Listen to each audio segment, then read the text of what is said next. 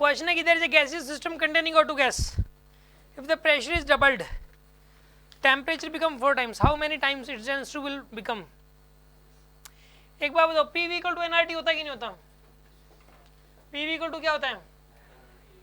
NRT. ठीक है, इसमें काम करो आप,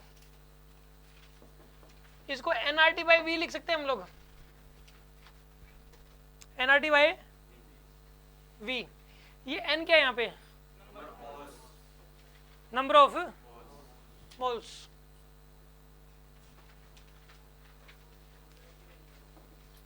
इसको मोलर मास से मल्टीप्लाई कर दो, मतलब मोलर मास क्या होता है? एक मोल गैस का मास। एन को क्या लिख सकते हैं हम? बिल्कुल ऐसा भी कर सकते हो आप, ये तरीका भी ठीक है, वैसे यही करते हैं। चल नंबर ऑफ मोल्स का फॉर्मूला लिख लो। नंबर ऑफ मोल्स का क्या होता है? वेट,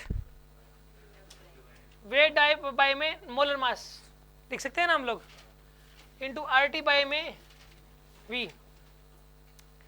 अब इसमें क्वेश्चन में क्या बोला गया था? क्वेश्चन पर क्या था यार? वेट तो उतना ही रहेगा, वेट तो उतना ही रहेगा, ठीक है ना। If there is a gaseous system containing O2 gas, if the pressure is doubled and temperature how many times it tends to will become. नहीं, इसमें ड्रॉ तो नहीं आया कहीं पर भी। किसको? W बाई V को डेंसिटी नहीं लिखेंगे हम लोग।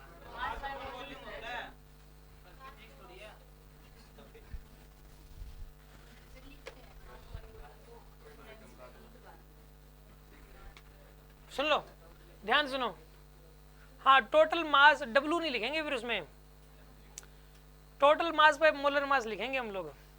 सुन लो, ऐसा करते हैं, रुको रुको, देखो N है, इसको आप एक काम करो, मोलर मास से मल्टीप्लाई कर दो और मोलर मास से क्या कर दोगे आप? डिवाइड कर दो। मोलर मास से क्या कर दिया? मल्टीप्लाई, और मोलर मास से क्या कर दिया? डिवाइड। ये कैपिटल M क्या है? एक मोल गैस का मास है ये। क्या है ये? एक मोल गैस का मास। ये total mass of the gas है। क्या ये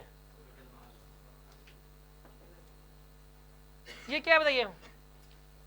total mass of divided by में V इंटू में RT बाय M। अब P, ये जो total mass of gas by volume, इसको लिख सकते हैं रो। क्या लिख सकते हैं इसको? रो RT बाई M। मतलब मैं ये बताना चाह रहा हूँ, PV इक्वल टू NRT को लिखने की दूसरी फॉर्म ये भी है, रो RT बाई M। याद कर लो, ठीक है ना। कोई कह देना कि आइडियल, ये भी आइडियल गैस इक्वेशन है, ये भी आइडियल गैस इक्वेशन है। कोई ये कह दे कि आइडियल गैस इक्वेशन बताओ रो की टर्म्स में, तो ये होगा आइडियल गैस इक्वेशन रो की टर्म्स में है ये। अब ये लगेगा इसमें। अब सुनो, इसने क्या बोला है? अब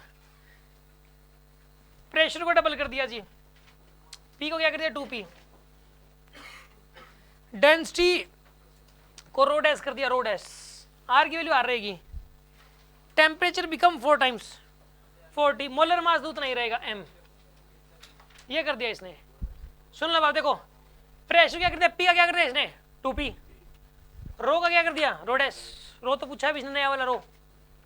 R को चेंज कर नहीं सकता, R को कोई दुनिया में चेंज कर नहीं सकता, क्योंकि यूनिवर्सल गैस कांस्टेंट है, यूनिवर्सल, हमेशा यही वैल्यू रहेगी, इसकी वैल्यू चेंज नहीं हो सकती।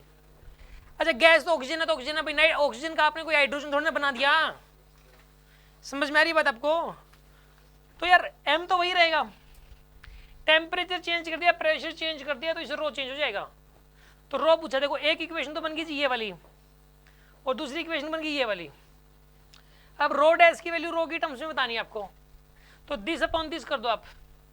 क्या करोगे बताइए? P upon 2P is equals to rho RT by M upon में rho dash R into 40 by M से M गया, R से R गया, T से T गया, 1/2 is equals to rho by 4R dash, 4 rho dash. ठीक है जी।